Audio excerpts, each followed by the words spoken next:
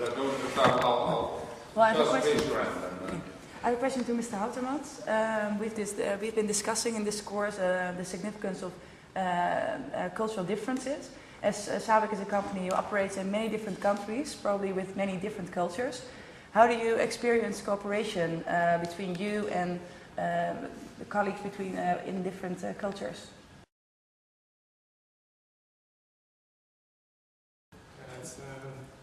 It's twofold.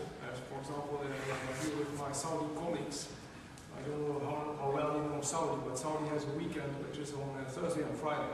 Right? So we have Saturday and Sunday, they have Thursday and Friday.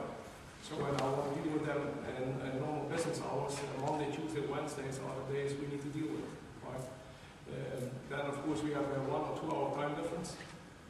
And the guys of course have an Islamic background, so they do a lot of prayers during the day, which are interfering with daily business life during meetings. So in the meeting when I have a full agenda like this one, and you say, let's skip lunch, these guys will say, Mark, it's not decision time, but it's prayer time, right? And then they leave the room for, let's say, 10-15 minutes, and you need to respect that. 15 minutes later, they are back.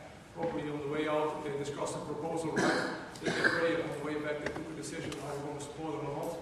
They join in the meeting, and you need to drive to conclusion. Right? But that's my daily life. From a, cultural decision-making process, one of the things you need to do has to deal with decision-making is that I come from a background where I was always used to decide based on business logic, as I call it. I have a big issue, I look for the most capable man or woman, right? Then I allocate the responsibility of solving this issue to this person.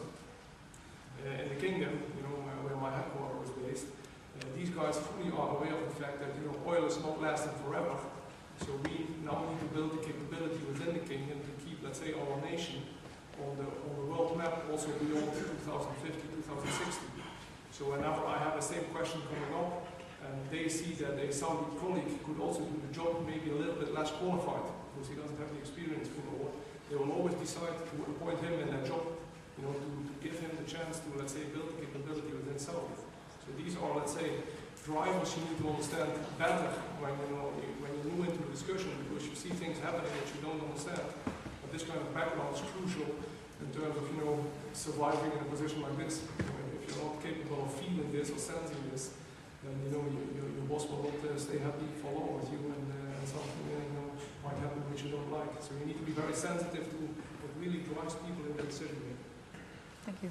It's a very rich response on the typical cultural differences from daily work and indeed decisions being embedded in between prayers on the one hand and privileging local people if they have the competencies and the capacities, if possible, just to maintain the future for Saudi Arabia.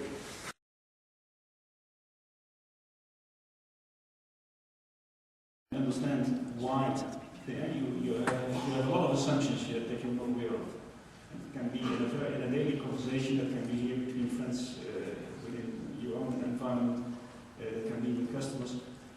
Everybody has his own way of thinking, and if you take that for granted and try to understand why they're thinking that way, the simple thing that has also to do with culture, for example, a simple way we experienced was that at a certain moment in time that we have a feeling that we are a very fast company. We are quick in responding to things, and we always have the feeling that we are on the ball and everybody is really working hard and fast, etc.